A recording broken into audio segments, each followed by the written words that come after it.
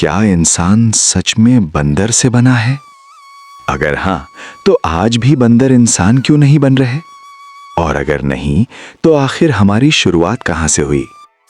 लाखों साल पुरानी धरती, घने जंगल, पेड़ों पर झूलते जीव, और उन्हीं के बीच एक ऐसा जीव पैदा हुआ जिसने धीरे धीरे पूरी दुनिया पर राज कर लिया। उसने आग को काबू किया, भाषा बनाई, शहर बसाए और अंत में चांद तक पहुंच गया। लेकिन असली सवाल अब भी वही है, क्या इंसान सच में बंदरों से विकसित हुआ, या फिर ये कहानी कुछ और ही है? आज की इस ऐतिहासिक डॉक्यूमेंट्री में हम खोजेंगे मानव विकास की वो सच्चाई जो लाखों साल पुरानी है और शायद आपकी सोच हमेशा के लिए बदल दे। मानव इतिहास का सबसे बड़ा सवाल यही रहा है, हम कहां से आए? इस सवाल ने वैज्ञानिकों, इतिहासकारों और दार्शनिकों को सदियों से उलझा रखा है।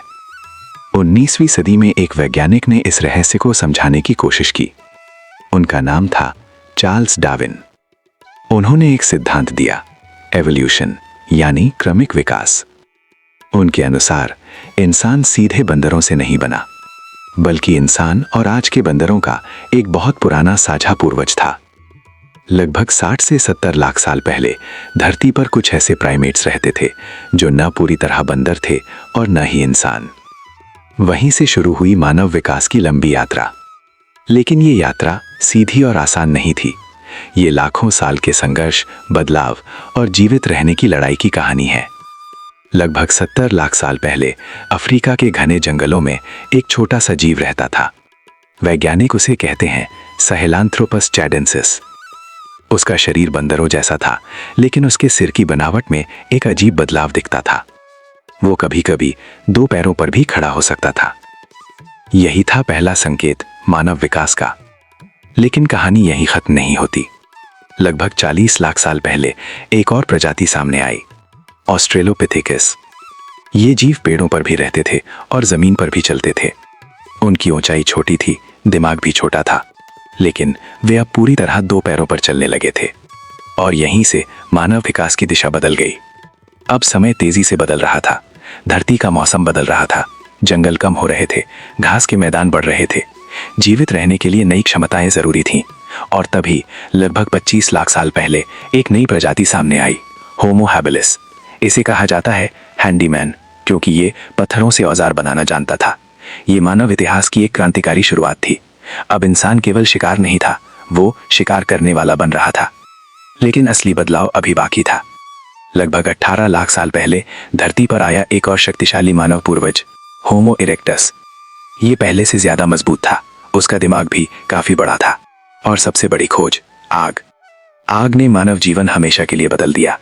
अब इंसान रात में भी सुरक्षित रह सकता था, खाना पकाया जाने लगा और धीरे धीरे समूह बनकर रहने की शुरुआत हुई। लेकिन एक और बड़ा रहस्य सामने आने वाला था, क्योंकि इसी समय कुछ मानव समूह अफ्रीका से बाहर निकलने लगे। ये मानव इतिहास की पहली महान यात्रा की। समय बीतता गया, हजारों पीढ़ियां गुजर गईं और लगभग 3 लाख साल पहले धरती पर प्रकट हुआ आधुनिक इंसान, होमो सेपियंस।